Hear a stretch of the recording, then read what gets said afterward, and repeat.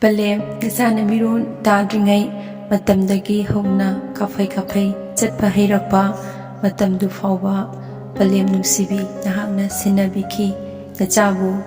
charoidaba kaya chakini nachana pairoidaba kaya paikini isa pumba hainaroidaba amot akaina mafam marang khangdraba matamda nungsibi palem nahaki minungsi aduna hemankhibana nachabu luzak Biki manam namthiraba nachabu harau nusina pangkhat biki nahong saduna panthau nahakti thongna lingjen hapiraki pungkok chawraklaba matamda isai ihei isingda thawai yaunaba pangal loksingda wattanaba nusina thongkat piduna lengjumda wari kaya takpiki mithoi mihenba panthau Palem anina solaba matamda nasada karigi haidabano ngasisu nasase angang nawa oina uribarane he apokpi apokpa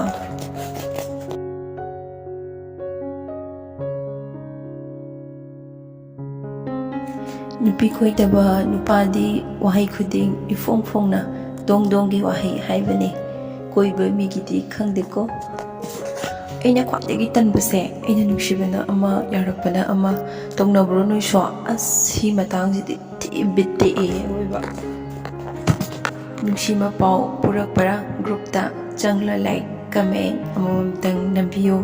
nungsibiduna open ne serial number 9 da join tawdrasu adum namba yabani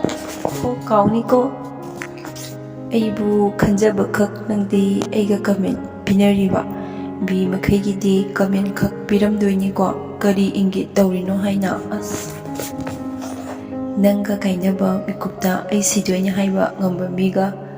mi aduga punsi inaksinaruno adu sharu nangi damak hingba ngamgani haiba mido adu oina naksinawo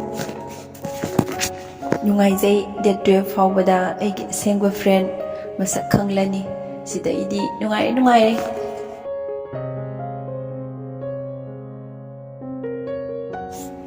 Nangse lala su koi oiziningde ko he saita homo mamba daw yaro sakho chalo na sabduga koina namba paknamdudi sari makhai pendriba koiraunaba beradune angang thamoi ngawhaliba asina kadai dai dialogue no karamba sinma gi dialogue ko oizano peli he saita tumba suyadre I yam kaida awoiba phosangwai ama Hiduoga khunsanay do tawrasira khangdre ai hoida he tawda tawruge masidi yam tutingdradi kairaba thangoi muk lumba pubada adukki matik waba leitabani masi thaddatlaga langthokpa yaramadi phadawni natra mayam oibema adu sharu saireng ama itho natraga se song ka haraka ama thok ithoga sakto udana Khongsangna tingthoga kapninge aidi aoiba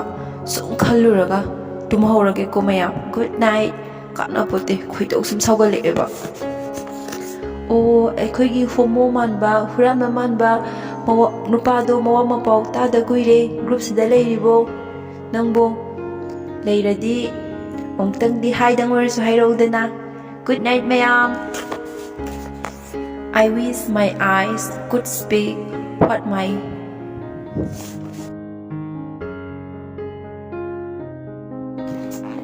story asibu mayamna nungsibiduna like share amadi comment tobiramu haina channel asigi maikaidagi hana haijari nathaw mata leitrobo messenger sida message pak thada thara isibo hanubinena aise gyan tawne hanubini ne ngawe ngoksinnaradana kai kananaba Ngasisibu kari denoba aigi saruk yauroktrise kaiginoba dawgadi prathibak ta phomga chamane he sengba matam leitre aigi rose beer roidrona ha pira roidroba aidi yam tengna pira adi loroi haisni he karamba mafamdano chatlaga aina pukning santi phangdurise ingna adum leiningi aigi wakhanse yamna ingna Housikanse tek ki matam ne post amta thagat ke tek tawrake yabro ho moi kamcha farini si oirdi farineba thaban mahi chi le tawrise ngasi se tang chudadi phagadaba hangu kaidobage nong nangbo amuktadi hangu ba aswana siliba thaban se mangba tare haiba tata manungda changge tawrami haiba ngasidi adusu khangim balida siramoidra haibanida as maipi ma nong sibu kari mato ko bageba hangba ko ba suk lai lai treba ngakta di hang ko do bage chakka da batho mayam siga last question grage bye bye guys yum dei hella roi sidai di kana pote gyan ta bi saraga amuk lai tharage yumda paisa yam pi rei haisini berani he as kanana piyo pisa waisa no khangdi khangning khre he ngari namadawna namaga loisangre thabansu nungai phangka amate he khangde maugi leisabigi tongan chongani ye phajaye khutause yai phajai ti phajai sinadi phadi fareda natrane myam tabada wari paktabase paktabani nawana gulli charaga napamda nawa puraga leiba nangnabu kayam jugo chadoino natindu kut yotharaga tobiyo iran kamra haibu masi kanadabada lona thumna nusina makhak pamjade aidi public sida phongna hekta hainasi nusi nungaide na ri leiradi thoglo isai mayek anobane phajabe mapa naidreda sengba nangse sumsum phajare e nangi thamoidu nomaliko wakhanse yam ware karamba numit thada ingthaba ngamdoino thamoida phomduna thamba wari sina simban yongna kangthukpadi ngamda mari oina chaklakle khangbagi pangal loisalak aigi wakhan ingna leiba pame he sor nangna aigi awabase amukta ubiyuba nongsibu kari matau kobage amuktadi hanganbiyuba he soibungor tadi mating pangbiyu kaidobage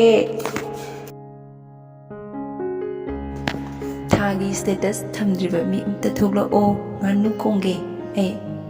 sida leire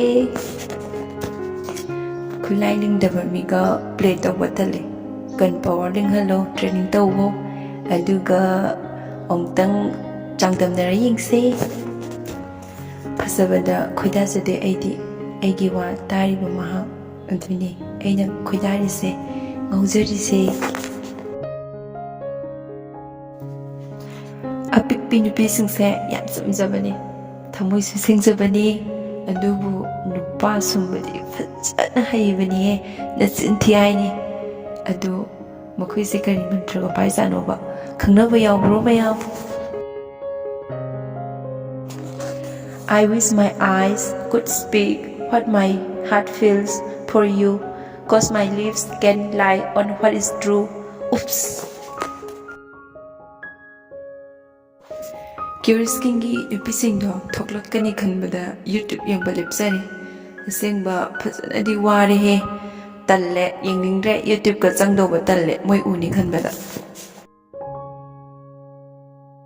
nupile tabase why koli kontai pisu pizam tawada nangi dudi hemandro nupisibu phi shunaba kon phengnabra haiba